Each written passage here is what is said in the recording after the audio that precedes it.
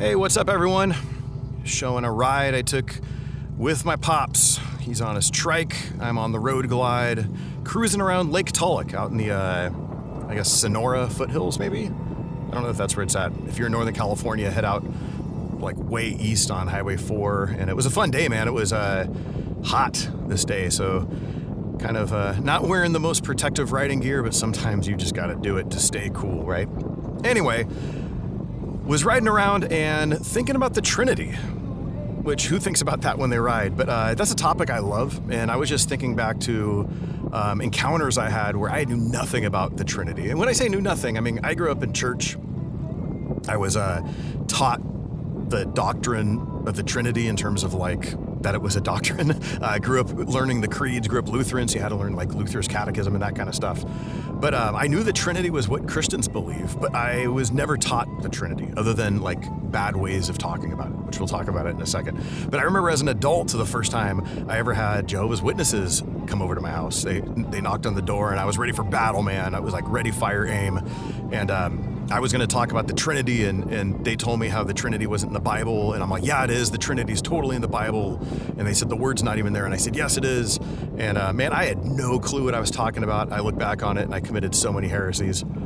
But they really challenged me, the Jehovah's Witness folks, who were lovely people. I had a great relationship with them over a couple of years. But they really challenged me on my beliefs. They were like, hey, do you know that the Trinity is just this pagan thing that was invented at the Council of Nicaea? And I had no clue what any of that meant other than seeing like Da Vinci Code and that freaking me out, thinking it was real, and which is really bad history. But it really forced me to dive into the topic of what is the Trinity, and I've taught it for years now at churches, and I've loved talking about this topic because it's so misunderstood and so beautiful when you learn about it. So let's talk about that today. So here are some of the basic beliefs of the doctrine of the Trinity, and this is kind of one of those doctrines that you just got to kind of memorize what it is. You got to memorize the propositions because there's no like illustration that you could connect it to, and I'll go through that at the end, but you can't say, oh, the Trinity's like this, because it's not like anything else. It is just what it is. So let's talk about this, and I would highly encourage you just memorize this type of script. I'll have the highlights in the show notes in the description. You could go down and check it out there, and there'll be a link to a website that'll have it on there as well. But anyway, here is the basic beliefs of the Trinity, and it's kind of in like 3 or 4 parts. Here's the first proposition, the first thing that we believe when Christians say they believe in the Trinity. And when I say Christians, I mean like if you're Protestant, Roman Catholic, Greek Orthodox, we all believe this. This is something that like is universally agreed on. So here's the first thing. The Bible teaches there's only one God. There's only one true God who exists. And so we would go to somewhere like Deuteronomy 6:4. Hear, O Israel, the Lord our God, the Lord is one. And what this is meaning is, Israel, Yahweh, our God, there's only one Yahweh, and he's our God. It's talking about monotheism here, okay? And so Yahweh is the name that God actually reveals himself as to Moses. If you go to Exodus 3, that's where this name comes from. In English, it's usually translated as God said to Moses, I am who I am. And that word I am, it's basically the Hebrew word Yahweh, okay? Putting it on the low shelf. So there's only one God who exists by nature, and that God's name is Yahweh. So this is the first belief in Trinitarian belief. There's only one God, and his name is Yahweh.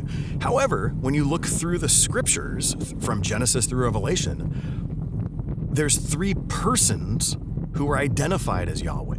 So there's one being of Yahweh, and 3 persons are identified as Yahweh. So there's a Father who's identified as Yahweh. So you could see this in like John 8:54. Jesus answered, if I glorify myself, my glory is nothing. It is my Father who glorifies me, of whom you say he is our God.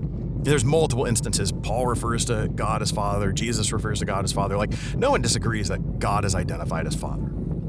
So that's the first thing. There's 3 persons identified as Yahweh. The Father is identified. He's one of them. The second thing, though, is through the New Testament, the Son is identified as Yahweh. Now, we actually could have gone to John 8:58 and talked about how before Abraham was I am. There's multiple places that Jesus is identified as Yahweh. In Mark 1, Mark begins his gospel by quoting Isaiah like Isaiah and Malachi, but this Isaiah quote, and it starts off by saying, "Behold, I send my messenger before your face, who will prepare your way, the voice of one crying in the wilderness, prepare the way of the Lord, make his path straight." This is what Mark says. Mark's quoting Isaiah, and in Isaiah, prepare the way of the Lord, it's prepare the way of Yahweh. So who do we see in Mark's gospel? You have a messenger and Yahweh. Who is the messenger? John the Baptist. It identifies in the rest of chapter 1. And then who is the Yahweh coming from the desert? It's Jesus. And so even Mark identifies Jesus as Yahweh. There's a number of places, but the Son is identified as Yahweh. So there's only one God. However, there's a Father identified as this one God, a Son who's identified as this one God, and then you have the Spirit who's identified as the eternal Spirit of God, who's identified as a person. In 2 Corinthians 3, verse 16 through 18, "But when one turns to the Lord, the veil is removed. Now the Lord is the Spirit, and where the Spirit of the Lord is, there is freedom. And we all, with unveiled face, beholding the glory of the Lord, are being transformed into the same image from one degree of glory to another. For this comes from the Lord, who is the Spirit." This is just one instance in which the Spirit is identified as the Lord as well. So, first proposition, there's only one God, one being of God who exists. However, there's three persons who are identified as this one God. Here's the next kind of statement. These persons are distinct and they're not manifestations or representations of each other. So the Father is not the Son. The Son is not the Spirit. The Spirit is not the Father. Okay? We make this mistake of saying, "Oh, Father, thank you for coming and dying for us."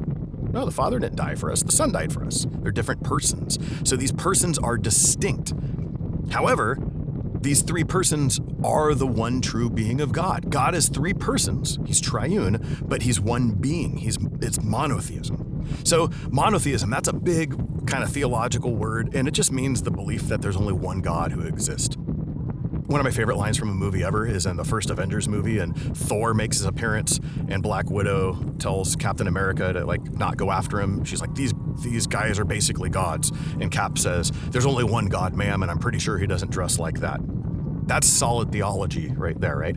But there's three world religions that believe in monotheism. So Christianity, Judaism, and Islam.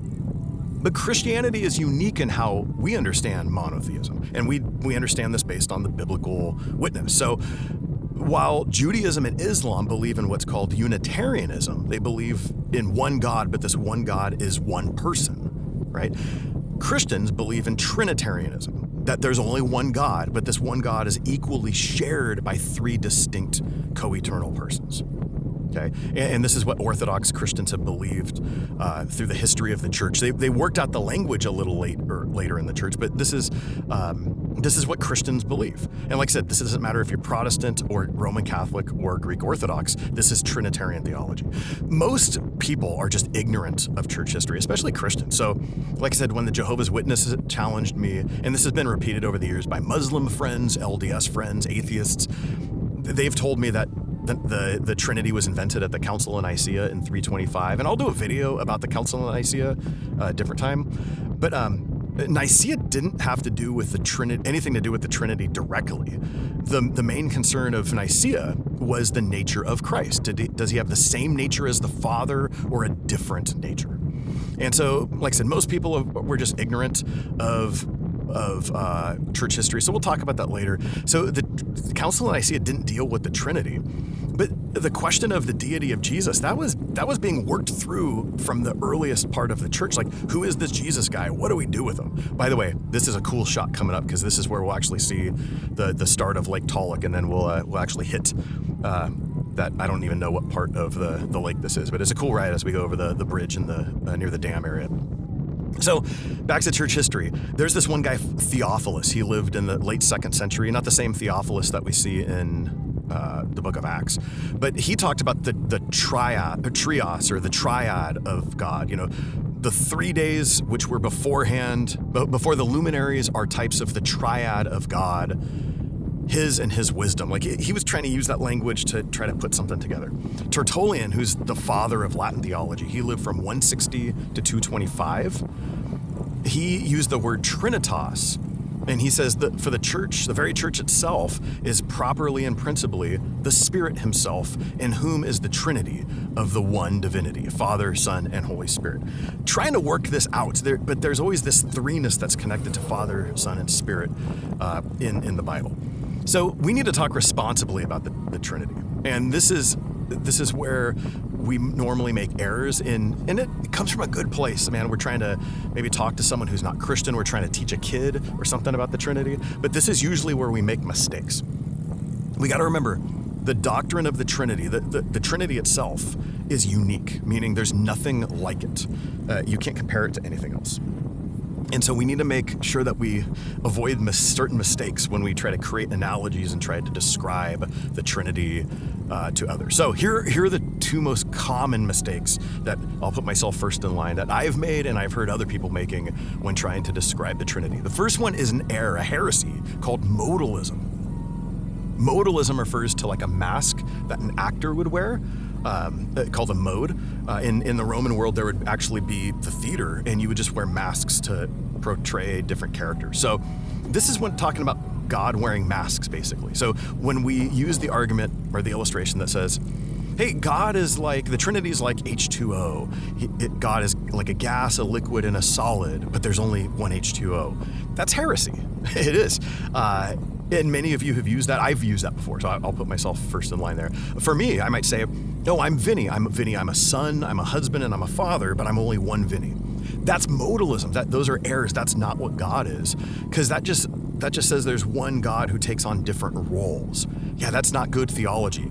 God, the Father didn't become the Son, and the Son didn't become the Spirit. No, these are three persons that are distinct from one another, and so we don't want to make that modalistic error. The other thing is we oftentimes divide God into parts.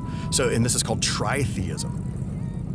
So we might use the illustration, God is like an egg. He's a shell and a yolk and a white, but there's only one egg, right? No, we might say it's like a three-linked chain, or the human body, a body, soul, and a spirit, or a three-linked clover. All of those, I get what we're trying to do when we're using them, but they're heretical. Don't use those illustrations. I know we're searching for some sort of illustration to describe the Trinity, but these all break down. And so I would just avoid those, because they all either make God like just a role, like an actor putting on masks. I'm putting on a father mask, or dividing God into parts.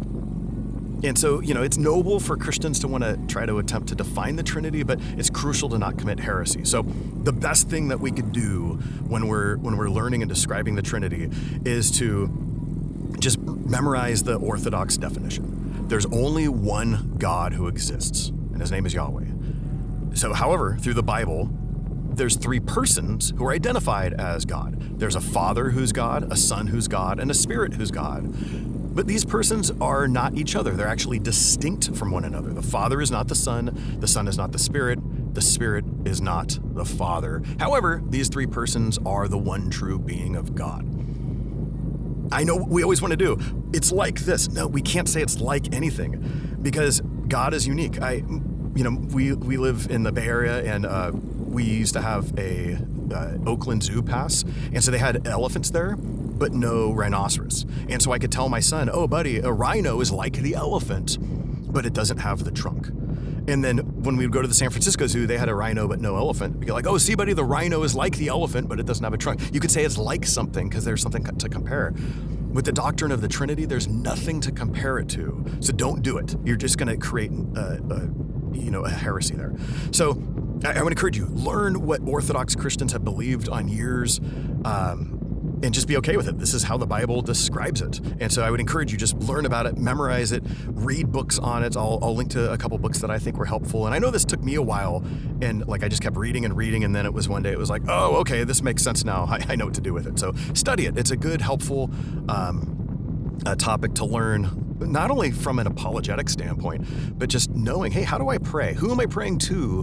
Who is interceding for me and who's giving me the power to pray? Like Trinitarian theology it's very applicational. So I would encourage you there. Hey, that was just an introduction and an overview on the doctrine of the Trinity. Hopefully this was interesting. And man, I'm gonna do a lot more of these videos. So here's what I would love to hear from you. First, if this was helpful, could you like it and share it, subscribe to the channel, because we're gonna try to grow this thing. What topics would you want to see? Put a comment in here, and I'd love to hear from you. Like, how have you screwed up talking about the Trinity? We all have, right? I'm first in line there. So how have you done that? And have you grown in this? What were resources that were helpful for you? And then also, what rides would you want to see, man? I live in Northern California. There's so many cool spots to ride, and so I could get some footage. So where's some cool rides? If you ride, tell me some spots that you'd want to know, or that you know of, that you could help me out on. And maybe we'll do a meetup one day, and we'll do a group ride.